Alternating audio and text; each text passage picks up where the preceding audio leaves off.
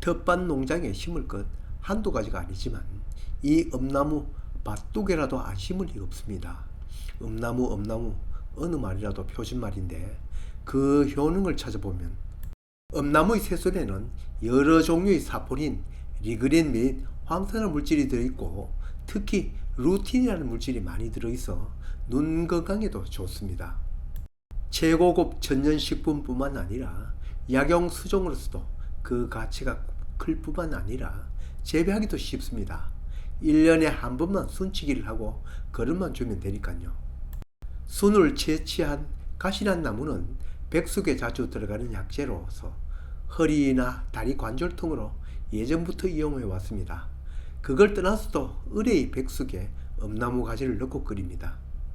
엄나무는 두릅과의 식물로 우리가 어릴 때만 해도 이 엄나무는 개두릅이라고 하며 그렇게 인기가 있지 않았습니다. 두릅을 참두릅이라고 하고 이건 쓴맛이 나기 때문입니다. 세월이 가니 입맛도 변합니다. 순한 맛보다는 강한 맛을 좋아하는 사람이 늘어나니 너도 나도 이 쓴맛 도는 새순을 찾습니다. 이제는 두릅 심는 사람보다 이 엄나무 심는 사람이 더 많아졌습니다. 손바닥 농장도 마찬가지입니다. 밭둑에 애초에 두릅을 심지 않았고 이 엄나무만 농장 시작할 때부터 두 그루를 심었습니다.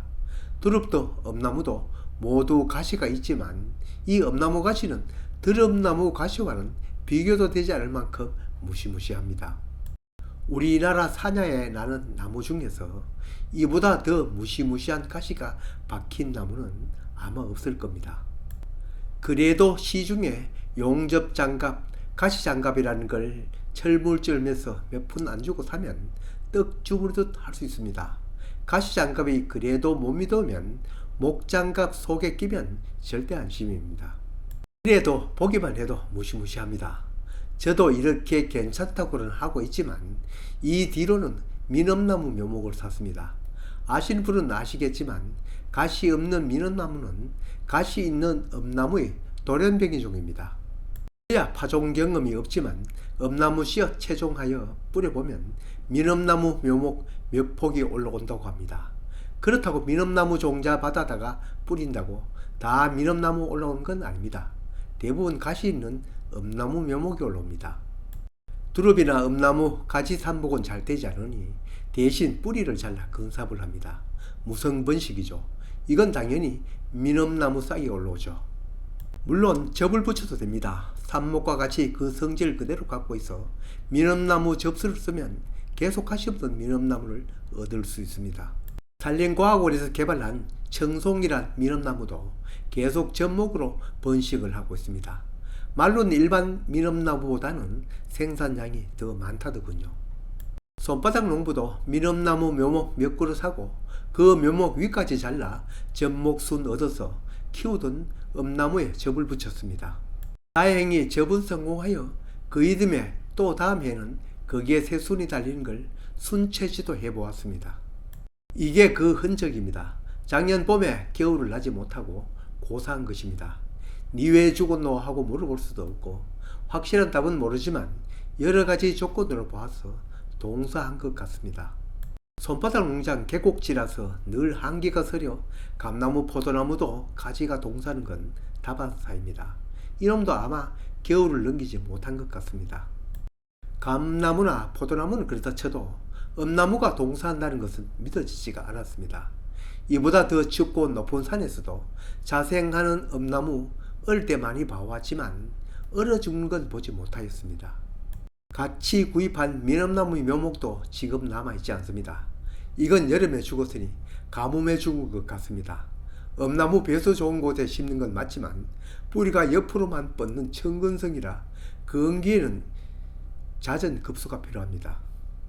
식물이건 동물이건 원래 변이 종은 정상종에 비해 살아가는 힘이 작긴 합니다. 백사자, 백호, 백사 등은 멜라닌 색소 부족인 알비노증을 갖고 있습니다.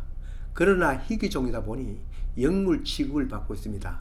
백사는 일반 구렁이가 멜라닌 색소가 사라진 것인데 워낙 희귀하다 보니 마치 어떤 병도 고칠 수 있는 약재로 인식하고 아주 높은 거금을 주고도 구하기가 어려웠습니다. 그러나 이들은 정상종에 비해 힘도 약하고 수명도 더 짧다고 합니다.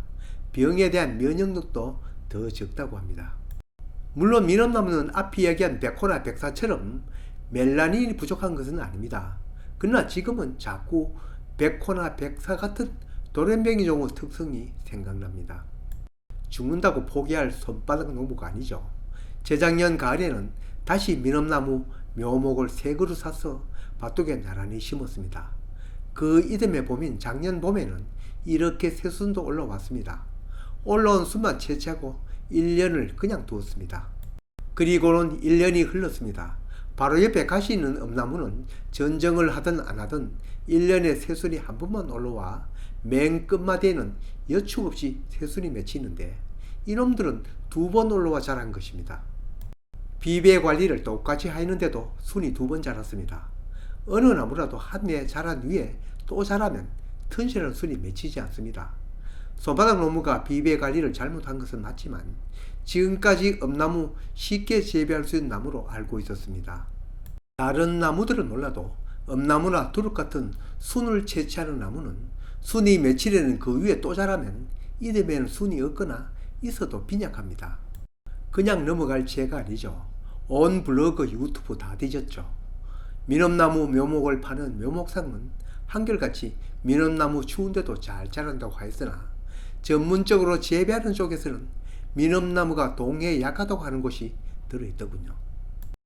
유튜브 한국농부에서는 따뜻한 남부지방에는 민엄나무를 심어도 되지만 추운 중부지방에서는 권장하지 않더군요. 이분도 전문적으로 엄나무를 재배하는 분입니다. 엄나무나 초피나무 등 야생식물을 전문으로 키우는 엄손TV 같은 곳에서도 민엄나무를 크게 추천하지 않더군요. 순 올라옴이나 특히 자람새가 제멋대로라는 것입니다. 비슷한 크기의 엄나무와 민엄나무 전정 후에 가지 자람을 비교했는데 엄나무는 일률적으로 같은 시기에 가지가 올라왔는데 민엄나무는 그 이후 시도 때도 없이 새 줄기가 올라온 것을 볼 수 있었습니다. 그분의 이미지라 지금 제 영상에서 소개할 수 없어서 그렇지 미리 올라온 줄기, 늦게 올라온 줄기 마구 섞여 있더군요.